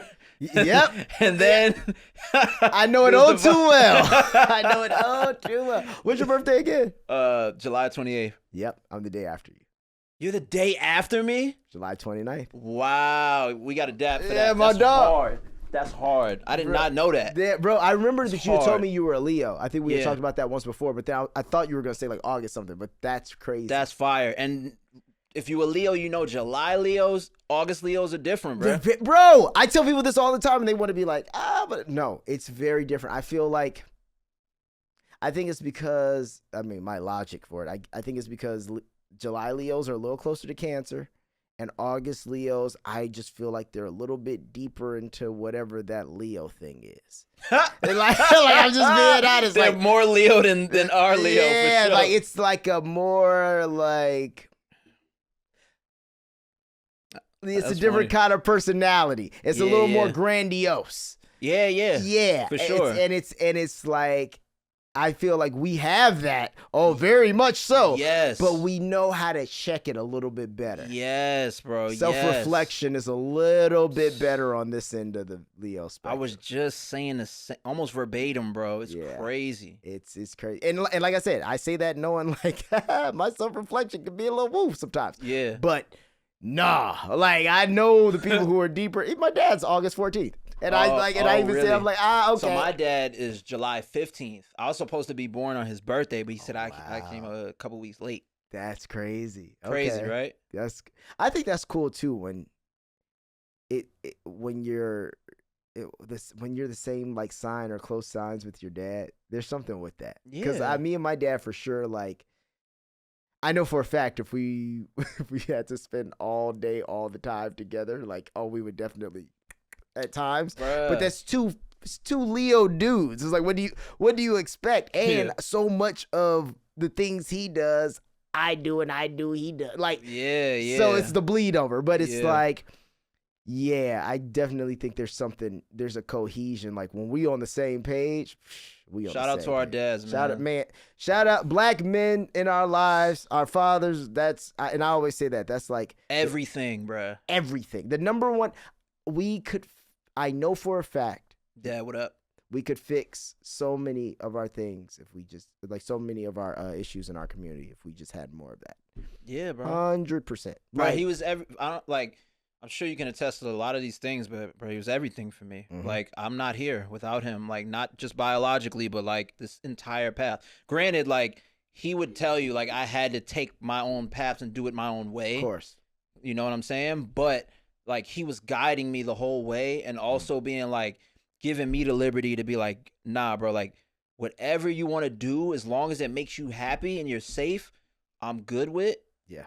Then it was always like, all right, cool. Like I can never really fail. You know what I'm saying? No, I'm right there with you, bro. Yeah, no, like it's the and people don't even realize that freedom too of having because most people who sit in that chair, bro, a lot of people who have achieved incredible things, they'll go, hey, man, my parents were kind of like, boy, what the fuck is this? What you think you doing? Like, so it's rare that I see another person who's like, his parents were like, no, hey, if this is what we doing, this is what we doing. All right, I'm going. Well, what's the moves? What's your plan? That's so rare, bro. Like, and it definitely gives you another layer of confidence to believe, like, regardless, even when you're not there yet, like, to believe, no, I could do this shit. Like, someone believes in me. Like, dude, do you know what that's probably like? No one believe. Like, I'm glad I don't, but it's like, bro, that has to be crazy because we already have our doubts. Yeah, we already have our doubts, bro, but like no one. I was having doubts today. Facts, like before I came in here, it wasn't about this, but like other shit in life. Yeah. Just other shit. Like, bro, I'm hoping I'm gonna be straight. Like, as strong as I am, and everybody has those feelings. So that support system, bro. It's everything, bro. It's everything, bro. Brother. It's the difference. It could be the difference between me being under that overpass up on the 101. 100%. For real. 100%. You know? I mean, it all starts with confidence. And also, I think that's another piece of, like, you know, you have both factions in your life, both parents. They love you. They support you. They're good parents, right? So then that creates a certain level of confidence in your life, just in general. Like, I'm loved and people care about me. But it gets annoying when you're in middle school, right? It's like, Mom, I'm always their dad. But realistically, they just care about you. Yeah. There's another kid who's doing whatever the fuck you're asking to do. No one knows where he is. Yeah. You know what I mean? Like, facts. And then, you know, you get older, you see all these things. It's just, then like you said, when you get into your career, oh man, I think I want to do this. I think this is what I want to do. Someone saying, yeah, all right, well, yeah, I support it. Just, you know, man, knock it out, do what you got to do, stay focused. Okay, so now I believe I can do the next step, and the next step, and the next step. And you just start pressing the right buttons, bro. That's all it is. Right. Then from there, as you get older, you start to realize, all right, cool, it's God. Yeah. Like, first it was my dad or my parents, then it was God. And then once you start pressing them right buttons, that's all you need to really, like, you get them confirmations, bro. Like, you see it. You see it. Whether it's deja vu, whether it's a coincidence, which are not really coincidences, whatever it is, bro. Yeah. It's clear, like, all right, I'm exactly where I need to be. Even the small wins, like, that we usually look over. You go, if you really go back and look and be like, man, the shit I wanted to do even 2 years ago. If I look now, it's like, oh, I might not have gotten all the things I wanted, but I'm damn sure in the right direction. Yeah. You know what I mean? And you're like, oh, I'm definitely moving forward. Yeah. It's just not as fast as I want to see it move. It never is. Never is. Ever. And that's... You want that shit now. Yeah, we all do. Yeah, we all do. And that's where I learned, like, okay, like, once you learn that, too, it's like, bro, what was the saying? The funniest thing you could do is tell God your plans. Oh, yeah. Tell God your plan. Tell God your plans and... He'll laugh? And he'll laugh. And he'll laugh, right? Yeah. Yeah, because it's like, bro, like... This ain't up to me. Like, we were supposed to meet for a long time. We just happen to be here today. Right. You know what I'm saying? Facts. And then I got to get on a plane in 3 hours. Like, I'm in a tight crunch, but I'm like, yo, I don't care. This is what we're doing. I need to do it now. We should do it now. Yeah, we should. Your facts. Fuck it. You know what I'm saying? In this time. You know what I mean? Like, and I'm learning, like, all right, just from that right timing comes good things and other good things. 100%. Like, and good people hang out with good people, man. Like, I became aware of you because of Mello. Yeah. Oh yeah. Yeah. And see what I'm saying? It's just like good vibes. Right. And then you come over, good energy. It's good people know good people. Yeah, that's so crazy. Cause like, I could have a whole segment about me and Mello, cause you know that's my little cousin. So, okay. Yeah, so we grew up together. Like he's outside of my dad, he's the closest person to me easily. That's fun. You know who's calling me right now? Who? Silk. Oh really? Yo. You know that share, you know that background. What up, boy? What up, brother? Hey, man, let me know. Bruh. Man, how you been, man? All right. You in the episode now. Shout out to Silk. Shout out to the podcast, man. I love being here. It's a great place to be intellectual, but also shoot the shit show. There you My go. dog. Thank you. Thank you, brother. I thought you were about to say something way more wild, but he hung up. And you know what's funny? And that goes back to what I say. What? Good people know good people. Yeah, for sure. That's just how the shit be, Yeah. bro. Like, yeah, I very quickly realized the people I generally fuck with, we know a lot of the same people, or we end up locking in with the same people. Because otherwise, when I meet somebody and it's like, I don't come across none of your people. Right, like, damn nigga, no mutual friends. We ain't got no mutual friends. Right. And we supposed to kind of work in adjacent. Yeah. That do be odd. Yeah, that means I don't need to be fucking with you. Right. Yeah, bro. Facts. But yeah, I still ain't really talking about what I got coming up. Oh yeah, so crazy. I got a project dropping imminently. Ooh. Imminently. No date, but the rollout's gonna be crazy. I'm really just focused on preparing the music and rolling the music out the right way. Like, I want the impact of this to really hit. And is the project done, or you still? It's done. Okay. Yeah. So you just really getting the advertising together. Marketing. I'm shooting videos, and getting all the creative like content, but also like the creative mission stuff, like activations, like pretty much everything. Right. Even this is technically a part of it, right? Yeah. So like, yeah, bro, I'm excited. I'm happy. I'm producing a lot of projects too. Okay, nice. Who you working on, or can you talk about it? Yeah, I could talk about it. I mean, I just came off of doing Bia's project. Yeah. We just dropped that like a month ago. Fire. Crazy. Congrats, man. Crazy joints on there. Shout out my brother Frank Have Mercy. I'm gonna link y'all too. Okay, word. He's dumb talented. Crazy talented. I'm EPing his whole project right now. Okay, dope.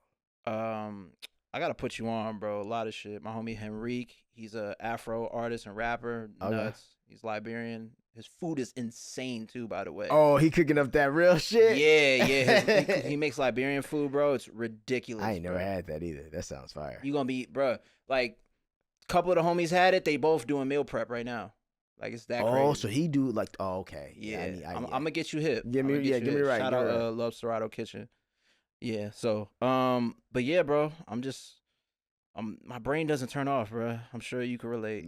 Trust me, bro. It's constantly doing this. This is why I'm always napping. People be like, you always just sleepy. I'm like, no, nigga, I'm always thinking. I'm always thinking, and if I'm not thinking, I'm acting. And if I'm not acting, then I'm sleeping.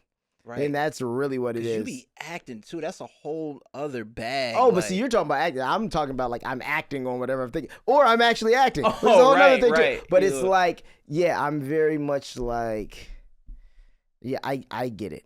The mind can't shut off, because also it's like you got to get all the pieces of the thing. Like, you know, we do the podcast, and I got to edit it. Then we got to get the clips. Then we got to get the thumbnail. Then we got to get the, and it's I'm kind of a one man show. We have a couple people helping, but like, I'm with you, bro. I already know, and that's, bro. Even when I was focused on dropping my records, I'm making the beats. I'm doing the data. I'm figuring out the market.